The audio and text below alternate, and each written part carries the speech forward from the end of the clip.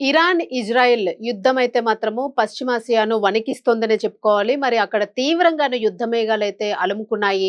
ఉన్న ప్రతి ఒక్కరు కూడాను ఆందోళనలో బ్రతుకుతున్న పరిస్థితి అయితే కనిపిస్తూ ఉంది. అలాగే ఇరాన్‌కి సంబంధించి, ఇజ్రాయెల్‌కి సంబంధించి ఉన్న పరిసర ప్రాంతాల్లో ఉన్న ఒక సామాన్య జనమైతే మాత్రము వణికిపోతూ ఉన్నారు. గుండెలు అరచేతిలో పెట్టుకొని బ్రతుకుతున్న పరిస్థితి అయితే కనిపిస్తుంది. ఎప్పుడు మిసైల్స్ దాడి చేస్తాయి, ఎప్పుడు బాంబులు నెత్తిన కూలిపడతాయి, ఎప్పుడు మృత్యువాత పడతాము అనే భయంతోనే అక్కడ ప్రజలందరూ కూడా ఊపిరి పీల్చుకుంటున్న పరిస్థితి కనిపిస్తుంది.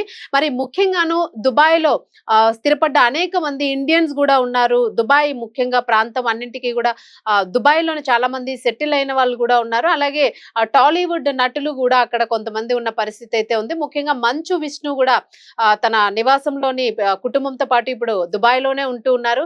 సో ఆయన గూడానంటే అక్కడ ఫిజికల్‌గా చూసిన వాళ్ళందరూ గూడా చెప్తూనే ఉన్నారు. గగనతలంలోని వస్తున్న బాంబ్స్ గానియండి, ఆ మిసైల్స్ దాడి గానియండి, ప్రతి ఒక్కటి కూడాను అందరిని కూడా అత్యంత భయానికైతే గురి చేస్తున్న పరిస్థితి. ఎప్పుడు ఎటువైపు నుంచి ఏది దూసుకు వస్తుంది, ఏది ప్రాణాల్ని తీసేస్తుంది అనే ప్రాణ భయంతోనే మాత్రం ప్రతి ఒక్కరు గూడా అక్కడ ఉన్నారు అనేదైతే చాలా క్లియర్‌గా అర్థమవుతుంది. ఒక పక్క విజువల్స్ చూస్తూ ఉంటే మాత్రము ఆందోళనలోనే ఉన్న పరిస్థితి కనిపిస్తుంది. అయితే దుబాయ్‌లో ఉన్న ప్రస్తుతానికి మంచు విష్ణు అయితే మాత్రం ఒక ట్వీట్ చేయడం జరిగింది. స్థానికంగా అంటే తనున్న ఇంటి పైనుంచి గూడాను ఈ మిసైల్స్ దుబాయ్ గగనతలంలోని దూసుకురావడంతోని వాళ్ళు నివసిస్తున్న ఇంటి పైకప్పు నుంచి కూడా ఒక్కసారిగా వెళ్ళడంతోని ఆయన ఒక వీడియోను కూడా పోస్ట్ చేయడం జరిగింది. సో ఈ రకంగాను ఇలాంటి యుద్ధ వాతావరణంలోని మనుషులు బ్రతకడము, ఒక సామాన్యులు బ్రతకడము, అలాగే పిల్లల్ని ఇలాంటి వాతావరణంలో పెంచడము చాలా భయానకము. ఇది అత్యంత దురదృష్టకరము అని ఆయన చెప్పడం జరిగింది. ఎందుకంటే ఈ దాడుల్లోని ఏంటంటే ఇప్పుడు మితిమీరి దాడులు చేస్తూ ఉన్నారు. ఇజ్రాయెల్ గూడాను. ఇజ్రాయెల్ అవనివ్వండి, ఇరాన్ అవనివ్వండి, అంటే ఇజ్రాయెల్ అయితే ప్రస్తుతానికి అమెరికాతో అనుసంధానమే. అమెరికాతోని చెయ్యి కలిపి ఇద్దరు గూడా ఒక్కటిగా మారి ఇరాన్ పైనైతే దాడి చేస్తూ ఉన్నారు. ఇరాన్ ఒంటరిగానే పోరాటం చేస్తూ ఉంది. ఒక పక్క తమ నాయకుడిని గూడా కోల్పోయామంటూ గూడా అక్కడున్న వారందరూ గూడా నినాదాలు చేస్తున్న పరిస్థితులు గూడా ఉన్నాయి. ఇరాన్‌లో పరిస్థితి అయితే మాత్రం అత్యంత దారుణంగా ఉందనే చెప్పుకోవాలి. అయినప్పటికీ కూడా దాడులు ఆగే పరిస్థితి కనిపించడం లేదు అంటూ గూడా ఇరాన్ అధ్యక్షులు తెలపడం జరుగుతూ ఉంది. సో అక్కడున్న పెద్దలు కానియండి, అక్కడున్న గవర్నమెంట్స్ కానియండి, సో ఒక తమ నాయకుడు పోయినా గూడా యుద్ధం అయితే ఆగే పరిస్థితి లేదు, తగ్గే పరిస్థితే లేదు. మా మీద దాడి చేస్తే తిరిగి ప్రత్యాడి చేయడానికి మేము రెడీగా ఉన్నాము. అన్ని రెడీ చేసుకునే ఉన్నాము.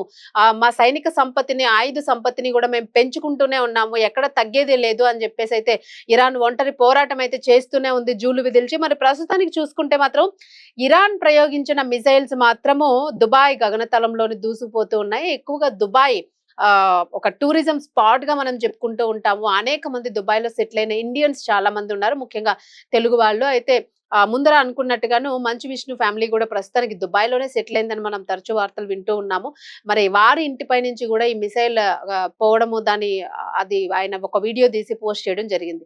అయితే ఆయన ఏం పోస్ట్ చేశారు అనే దానిలో మాత్రము ఇదే చెప్పుకొని వచ్చారు. అంటే పిల్లల్ని ఇలాంటి వాతావరణంలో పెంచడం చాలా కష్టము, ఇది అత్యంత భయానకమైన దృశ్యము అని చెప్పేసి చెప్పడం జరిగింది. ఒకసారి ఆయన ట్వీట్ లో ఏం పోస్ట్ చేశారు అనేది ఒకసారి అయితే చూద్దాం. అయితే మంచు విష్ణు ఒక్కరే కాదు, సో ప్రస్తుతానికైతే మాత్రము పీవీ సింధు కూడా ఆల్ ఇంగ్లాండ్ ఓపెన్ 2026 టోర్నీలో పాల్గొనడానికి అయితే వెళ్ళినట్లుగా తెలుస్తుంది. మరి దీనికి సంబంధించి అక్కడ స్టూడెంట్స్ తో పాటు ఆవిడ ఎయిర్పోర్ట్ లో ఉన్నట్లుగా తెలుస్తుంది. అంటే పూణేకి సంబంధించిన విద్యార్థులు అక్కడ ఎయిర్పోర్ట్ లోనే పడిగాపులు కాస్తున్న పరిస్థితి అయితే కనిపించింది. అయితే ఈ శబ్దానికి ఒక్కసారే చాలా భయపడాల్సి వచ్చింది.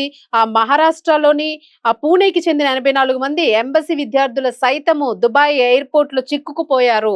తమ ఇంటర్నేషనల్ స్టడీ టూర్ ప్రాజెక్ట్ ముగించుకొని స్వదేశానికి బయలుదేరేందుకు నిన్న సాయంత్రమే వాళ్ళు విమానాశ్రయాన్ని అయితే చేరుకున్నారు. అయితే విమానాలు రద్దు కావడంతో వారు ఎయిర్పోర్ట్ లోనే పడిగాపులు కాస్తున్న పరిస్థితి అయితే కనిపించింది. అలాగే విమాన సర్వీసులు ఎప్పుడు తిరిగి మళ్ళా స్టార్ట్ చేస్తారో అనేది అయితే మాత్రం ఇక్కడ తెలియని పరిస్థితి నెలకొంది. విద్యార్థులు అలాగే వారి తల్లిదండ్రులు కూడా తీవ్ర స్థాయిలో ఆందోళన వ్యక్తం చేస్తున్న పరిస్థితి. అలాగే మరో పక్క ఎంబసీల మీద కూడా బాంబుల దాడి జరుగుతూ ఉంది. మరి ఎంబసీ అంటే ఇండియన్ ఎంబసీ పరిస్థితి ఎలా ఉంది అక్కడ దుబాయ్ లోనే అనేది కూడా కొంత భయానక పరిస్థితులను అయితే కల్పించినట్లుగా తెలుస్తూ ఉంది. అలాగే రద్దీగా ఉండే దుబాయ్ విమానాశ్రయము ఇప్పుడైతే మాత్రం పూర్తిగా బోసిపోయినట్లుగా కనిపిస్తుంది. ఎందుకంటే లోపల ఉన్న వాళ్లే తప్ప బయట మాత్రం ఆ సర్వీసులన్నీ నిలిపేశారు, బయట ఎవరు లేని పరిస్థితి. అలాగే భద్రతా కారణాల దృష్ట్యా విమాన సంస్థలు అయితే మాత్రం తమ సర్వీసులను అయితే పూర్తిగా రద్దు చేయడం జరిగినట్లుగా తెలుస్తూ ఉంది. మరి వీళ్ళందరికీ కూడా ఎయిర్పోర్ట్ లో ఉన్న వారిని ప్రత్యామ్నాయ మార్గాల ద్వారా ఎలా తరలించాలి ఏంటి అనేది అయితే ఇక్కడ ప్లాన్ చేస్తున్నారు అనేది కూడా ఇక్కడ అర్థమవుతుంది. అయితే ముఖ్యంగా మనం చూసుకుంటే ఇక్కడ స్పోర్ట్స్ కోసం వెళ్ళిన క్రమంలోనేంటంటే సింధుని ఎయిర్‌పోర్ట్ సమీపంలోనే ఒక హోటల్‌కు తరలించారు. తాను సురక్షితంగానే ఉన్నాననైతే చెప్పడం జరిగింది. ప్రస్తుతం తను హోటల్‌లో అయితే రెస్ట్ తీసుకుంటూ ఉన్నారు. బట్ ఈ సింధు అయితే మాత్రం తన ఇన్‌స్టాగ్రామ్ వేదికగా అభిమానులకి సమాచారాన్నయితే అందించారు. సో, అత్యంత భయానక వాతావరణం అయితే ఉంది ఇక్కడ అని చెప్పేసి తను ఒక ట్వీట్‌నయితే ఇవ్వడం జరిగింది. తను గత కొన్ని గంటలుగా కూడా చాలా ఉద్రిక్త వాతావరణం గడిచింది. తామున్న దుబాయ్ ఎయిర్‌పోర్ట్ దగ్గరలోనే పేలుడు సంభవించింది. సో, ఇంత దగ్గరగా ఇలాంటి పేలుడిని మేము చూడడము, ఇలాంటి ఎక్స్‌పీరియన్స్ చేయడం గూడా చాలా భయంగా అనిపించిందంటూ కూడా సింధు ఒక పోస్ట్ అయితే చేశారు. అలాగే తనతో పాటు కూడా cine hero Manchu Vishnu family, Bollywood heroine Sonali Chauhan గూడా అక్కడే చిక్కుకుపోయారు అని జెప్పేసి గూడా చెప్పడం జరిగింది. ఈ విషయం అయితే తెలుస్తుంది. సో, వీళ్ళందరూ గూడా ఎక్స్ ఖాతాలోనైతే పోస్ట్ చేస్తున్న పరిస్థితులైతే మనం చూసాము.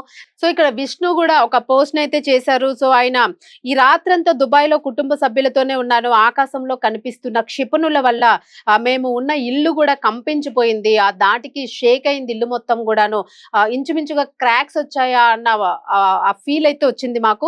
సో, ఆ శబ్దాలకైతే మాత్రము వాళ్ళ పాప ఐరా చాలా భయపడింది అని గూడా ఆయన చెప్పడం జరిగింది.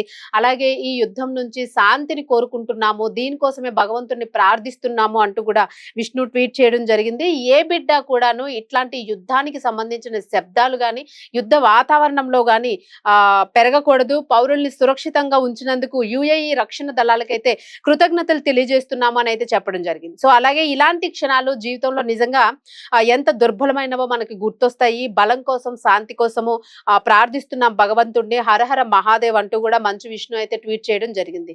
సో, ఈ రకంగా అంటే అక్కడున్న సెలబ్రిటీస్ అనే కాదు, భారత పౌరులు లేదా ఇతర ఆ పౌరులందరూ కూడా అక్కడ ఉన్న వారందరూ కూడా ఒక భయానక వాతావరణాన్ని ఎదుర్కొంటున్న పరిస్థితులైతే ఉన్నాయి ప్రస్తుతము.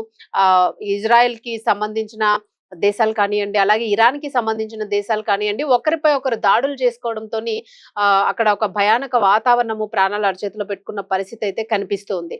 సో, మరి ఇది అసలు అంటే ప్రస్తుతానికైతే ఖమైనీ మృతి చెందినట్లుగా కూడా వార్త వెలువడింది మీడియా పరంగాను.